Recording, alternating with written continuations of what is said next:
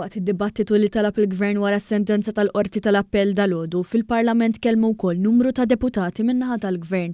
Id-deputat Edward Zammit Lewis innota kif għall-Oppożizzjoni bħas-soltu il-ġustizzja hi à la carte kif għalihom il-Kummissarju tal-Pulizija u l-Avukat Ġenerali huma ħżiena waqt li l-Qorti għax ħadet deċiżjoni kif rideti hi tajba. Però l-Oppożizzjoni wkoll f'dan ir-rigward hija menju à la carte. Mela l-Kummissarju ħażin, l-Avukat Ġenerali ħażin, il-Kummissarju tal-Standards ħażin, l-Ombudsman tajjeb u l-qrati tajbin wara s-sentenza tal-lum.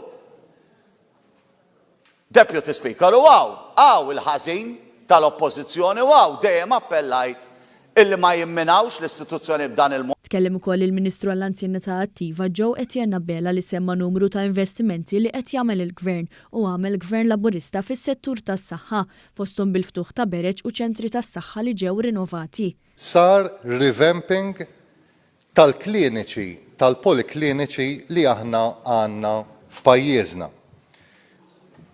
Dan m'iniex qed nitkellem xi snin ilu, qed nitkellem dan l-aħħar 3 snin. Iċ-ċentru il-ħab ta' Kirkop. Iktar reċenti, dawn l-aħħar ftit xhur, iċ-ċentru ta' Birkirkara.